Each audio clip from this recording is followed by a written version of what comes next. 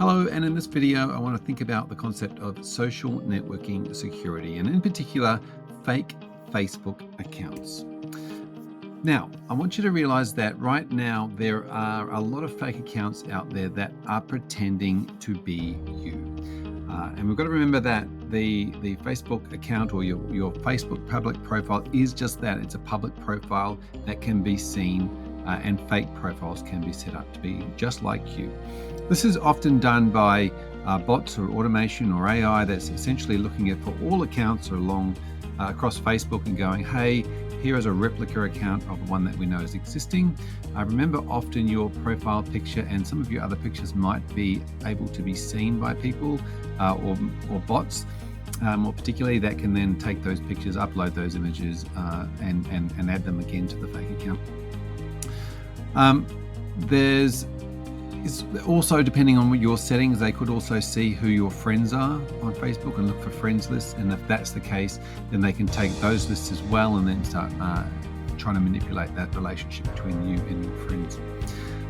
There can be friends requests that are sent off to those friends to re-engage with you and to click on your fake profile.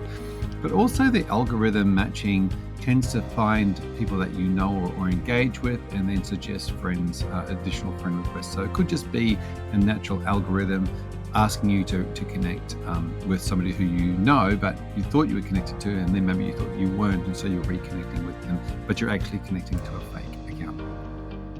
So what can we do about it? I think the first thing to do is to take action.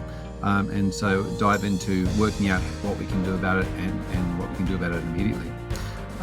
Number one, have you searched yourself yet? So if you go onto or open up your Facebook page and in the search bar, type in your own name, your full name, and look for blank accounts, either blank accounts with nothing or no content in them, or accounts with no photo, for example, or they might have a photo of you, your exact photo. So it's definitely a fake account. And then the next step, of course, is to then go and report them. How do you do that? Essentially, what you want to do is after you find the profile, click on it just to sort of open it up and have a quick look around whether there's anything in there that relates to you or not, or if it's just empty. Find the three dots, the little three-dot menu generally on the right-hand side, especially if you're on your phone. Select the Report Profile button, select Fake Profile and Pretending to be Me as the option, and then hit the Submit button underneath that. And that will report to Facebook that you have then reported that as a fake profile.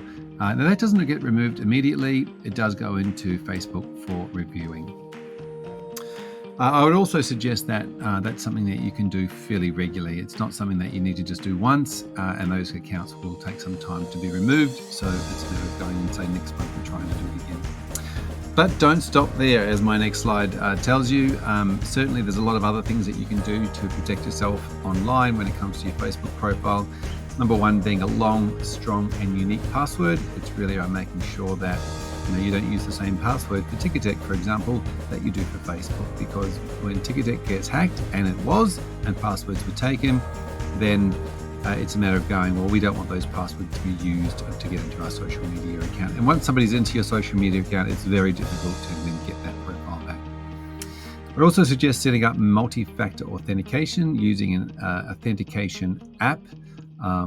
One of the strongest ways to do that, and so making sure that you've got that authentication set up so that if you're logging into an account on a computer you don't use all the time, or after a certain period of time, it will ask you to authenticate to make sure it's you. Also, tighten up your profile to friends only. You don't want everybody seeing all of your information. You really want to lock that down to your friends.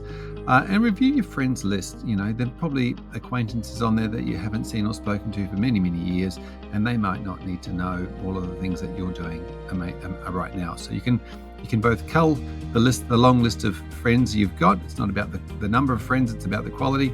And also have a look for fake profiles to see if there's any fake profiles of your friends that have managed to convince you to accept their friend request. The next step I would say is to help your loved ones report fake profiles. So just what you've done or what we've been through here, it's not just you. If you type your your loved one's addresses into Facebook as well, you'll see a number of fake profiles set up for them. You can bring it to their attention and help them by cleaning that up.